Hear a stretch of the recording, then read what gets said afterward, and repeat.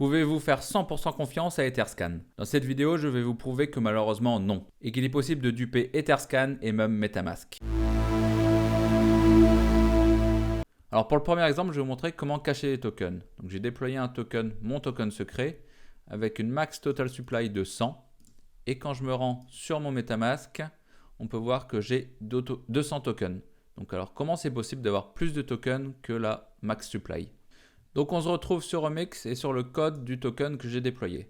Donc j'ai un contrat, mon token secret qui hérite du contrat ERC20. Dans le constructeur, on voit bien que je mint 100 tokens et que derrière, je modifie directement la balance de moi, donc du msg.sender, et j'ajoute 100 tokens de plus. Pour pouvoir modifier la valeur directement, dans le contrat ERC20, il va falloir modifier ici la balance, remplacer private par internal pour pouvoir accéder directement à cette variable dans le contrat qui est hérité de ERC20. Donc si on retourne sur la page du Etherscan, on voit donc qu'il y a max supply de 100 et on voit dans la transaction aussi que 100 tokens me sont envoyés. Donc en fait le fait de modifier la balance directement, la variable balance directement, dupe au niveau des transactions Etherscan.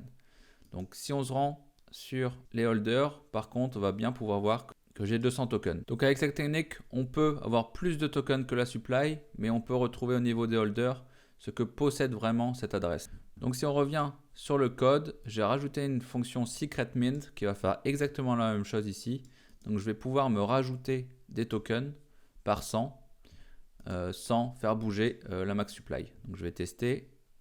Je vais appeler set, je vais m'envoyer des tokens. Donc je récupère l'adresse de mon wallet. J'appelle secret mint. Je signe la transaction. Donc on peut voir dans mon Metamask que j'ai maintenant 300 MTKS et si j'actualise, la supply n'a pas bougé. Et même au niveau de la page holder, on voit que c'est resté à 200. Pour avoir vraiment la vraie balance, il faut se rendre sur l'adresse et on voit ici que j'ai bien 300 MTKS. Donc pour savoir combien possède réellement un wallet, il faut se rendre sur la page du token et filtrer par l'adresse du wallet que vous voulez connaître, le montant de tokens qu'il possède. Ici, vous savez combien de tokens exactement il a. Donc c'est exactement ce que j'ai dans mon Metamask. Dans ce deuxième exemple, je vais vous montrer comment créer de faux transferts. Donc j'ai recréé un token, je l'ai déployé avec une supply de 100. Si on se rend dans mon Metamask, on voit que j'ai les 100 tokens. Et on voit que la seule transaction qui existe, il n'y a qu'un token qui a été envoyé. Quand on se rend dans les détails de la transaction, on voit que je me suis envoyé qu'un seul token à mon wallet. Donc comment c'est possible que j'ai 100 tokens réellement dans mon wallet? Alors si on retourne dans le code, on voit que dans le constructeur, j'ai bien mint donc les 100 tokens. C'est pour ça que j'ai une supply à 100. Ensuite, j'ai modifié dans la fonction mint du smart contract ERC20, j'ai commenté l'envoi de l'événement transfert. Et je l'ai remplacé ici et j'ai dit que j'ai envoyé qu'un seul token.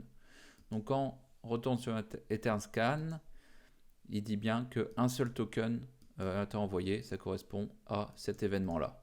Donc pareil, pour savoir exactement combien un wallet a exactement de tokens, il faut se rendre à la page holder et ici on voit bien mon adresse qui possède 100 tokens. Donc ce qu'on pourrait faire, c'est créer une fonction, voilà, fake transfer. À chaque fois qu'on appelle cette fonction, on peut créer des faux transferts, afficher des faux transferts dans Etherscan.